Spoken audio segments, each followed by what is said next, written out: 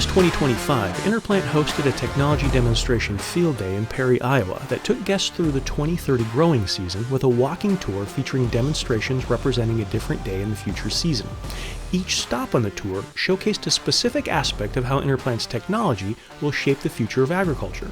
This special Croptastic series of episodes is designed to tell the story of that day and share the demonstrations with a wider audience. This episode features InnerPlant's Chief Science Officer and co-founder, Dr. Kumimoto, taking a deep dive into the genetics that underpin InnerPlant's living sensors.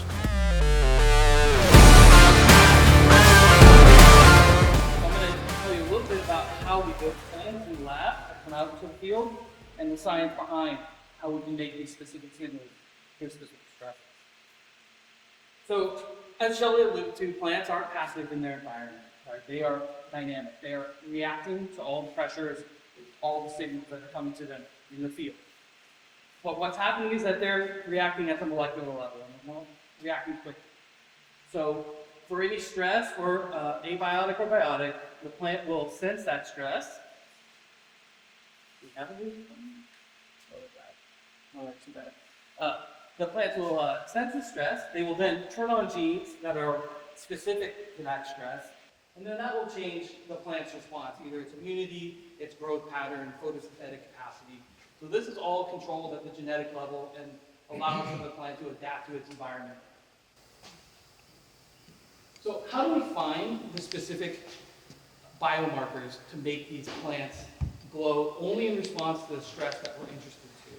So in the genomic age now, with DNA sequence, high throughput DNA sequencing, we can measure gene expression of all the genes in a plant when they are attacked with a pathogen compared to a healthy plant. So we can do this for any stress. Give plant low nitrogen, high nitrogen, and compare them to one another and find the genes that are specific to that stress. And so what this illustrates here are a bunch of different genes that are regulated by different stresses. The green boxes are genes that are upregulated by the stress, and the red boxes are genes that are downregulated. But really what you need to take away from this slide is that if we have a drought, on the top row we have plants that have been infected with drought or affected by drought. You can see that there are some genes that are upregulated 500, 600 times over the background of a non-droughted plant. But when you look at those same genes under pathogen, insect, low phosphorus, low potassium, they don't really change. Right? They're pretty much the same under those stresses. So you can do that for any of the given stresses. We can run these experiments in the lab and find out which are the specific genes that are related to that stress. And so we've done that for a bunch of different stresses in the lab. But from there, how do we make the sensor plants? So once we identify those genes that are upregulated specifically to a stress, we can find the DNA element that's upstream of the coding sequence, and that's the regulatory sequence. So there's a line of code in there, it's a piece of DNA. It says turn on when there's a fungus on my leaf, right? So we can take that DNA out of the plant, we can then combine it with the DNA that says make a fluorescent protein, and now we've created our biosensor, right? The plant now is turning on this fluorescent signal at the same time it's defending itself from the fungus. So why do we use fluorescent proteins? There's a lot of advantages for using fluorescent proteins in this system. It uses a single gene to engineer the signal. I don't have to modify whole pathways. We put in one gene, one color. You can then put that together pretty simply in the lab and get it into the plant. Fluorescent proteins are well studied. It's been going on for years. A couple decade old technology. People won the Nobel Prize for discovering how this works. Fluorescent proteins have a history of safe use. They've been used in the lab in many different organisms between plants and animals, and it's just been used in the lab for a long time. They've been shown to be non-allergenic, non-toxic. To this measure, we've got USDA deregulation for our green fluorescent sensor plants, and we also have started an FDA new protein consultation. So these are safe proteins. They've gone through a lot of animal studies. This is a good place to start, and was best for me, easiest for the molecular biologists to deal with compared to a lot of the other systems out there. So once we make these sensors, we test them with a variety of fungi in our lab systems. So this is just an example of one of these tests. So this is a soy sensor that we tested against the causal agent for SDS, so fusarium.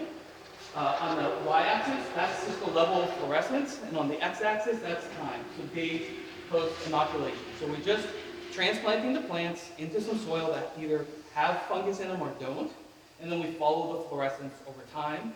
And you can see that by 3 days after we've transplanted those plants, they've started to glow very brightly, way before symptoms occur, and that you can clearly differentiate it from the non-inoculated plants, which is the blue line there on the bottom. They stay steady throughout the course of this experiment.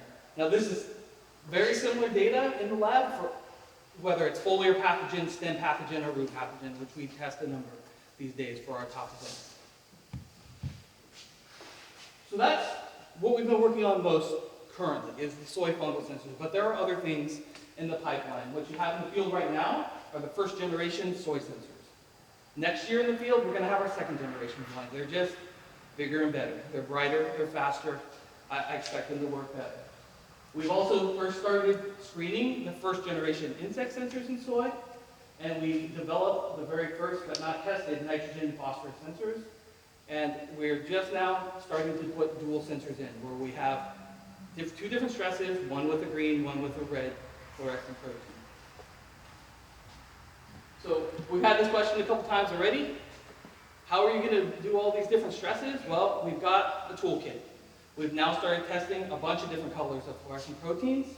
We've got blues, greens, yellows, reds, and deeper reds. These all are spectrally distinct from one another, and they could all, at one point, indicate a different stress in the field.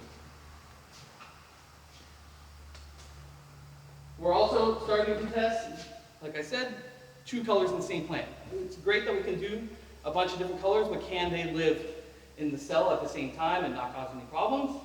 Everything looks good so far. We have some of our tester plants here. There's a white light image there on your left. In the middle is the green fluorescent protein in that same plant, then the yellow fluorescent protein, also expressed in the same cells, in the same time.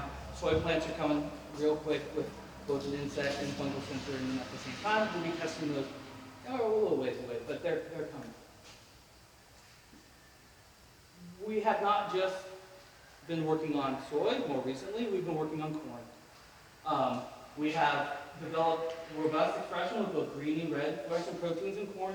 This happened much faster than what we did in soy. We learned a lot from the soy program, so we were able to translate it to corn pretty rapidly. The first generation pathogen sensors are in the greenhouse right now. I anticipate we'll begin screening against fungal pathogens November this year. So those initial T1s are being tested soon. We also have some nitrogen sensors in the greenhouse as well. So we're developing our screening protocols for both the nitrogen and fungal pathogens. Hopefully they'll be ready in the near future, and we'll see some data coming up. So that's the end of my presentation.